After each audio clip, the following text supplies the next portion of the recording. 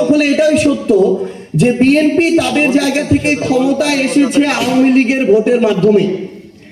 তাদের সাথে একটা আওয়ামী লীগের অলিখিত চুক্তি ছিল। আওয়ামী লীগের বিভিন্ন নেতা কর্মীরা ইভেন শেখ হাসিনা পর্যন্ত দেশের বাইরে বসে এখন এই কথাগুলা বলে। তো এর মধ্য দিয়ে এখন সবচেয়ে বড় যে সমস্যাটা হয়েছে আমার জুলাইয়ের যোদ্ধাদের, শহীদ পরিবারদের, যে অভ্যুত্থানের পরে এই নতুন সরকারটা যখন গঠন করলো তারপর থেকে আমরা দেখতে পেলাম সেই অলিখিত চুক্তির কারণে যারা ওই জুলাই যোদ্ধাদের উপরে অভ্যুত্থানের সময় আক্রমণ করেছিল, যারা আমাদের শহীদ ভাইদের হত্যার জন্য দায়ী, তাদের অনেক দাগী আসামিরা এখন জামিন পেয়ে যাচ্ছে। আমাদের আহত যোদ্ধাদের উপরে ঢাকা শহর থেকে শুরু করে বিভিন্ন জায়গায় যারা হুমকি দিয়েছিল, আক্রমণ করেছিল, লাঠি দিয়ে পিটিয়েছিল, তারা এখন আবার ওই একই জায়গায় বুক ফুলিয়ে বেড়াচ্ছে এবং আমার আহত যোদ্ধা আর শহীদ পরিবারদেরকে বলছে যে তোদের সময় শেষ হয়ে এসেছে, আমরা ফিরে এসেছি, দেখব তোরা কি করতে পারিস।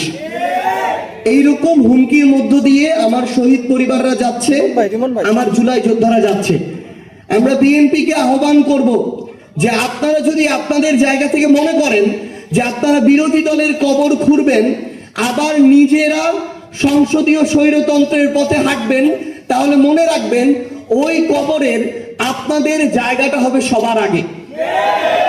এবং শহীদ পরিবার এবং আহত যোদ্ধাদের সর্বশেষ একটা কথাই বলবো যে আপনারা দয়া করে কোনো কিছুর বিনিময়ে, কোনো কিছুর বিভিন্ন ধরনের তারা তাদের জায়গা থেকে আমরা দেখাচ্ছি, আপনাদেরকে আশা দেখাচ্ছে, লোভ দেখাচ্ছে, দয়া করে এগুলোর বিনিময়ে বিভাজিত হয়ে সামগ্রিকভাবে আপনাদের যে আকাঙ্ক্ষাটা, এটাকে ক্ষতিগ্রস্ত করবেন না।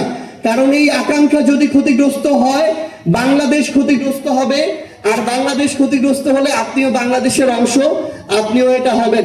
আমরা আপনাদেরকে কোনো দলের ব্যানারে দেখতে চাই না।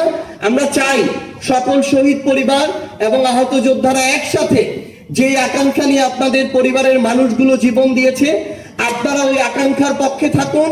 যদি আমরা এর পক্ষে কথা বলি তাহলে আমাদের পক্ষে কথা বলতে পারেন, যদি আমরা বিপক্ষে কথা বলি তাহলে প্রয়োজনে আমাদের বিপক্ষে কথা বলবেন।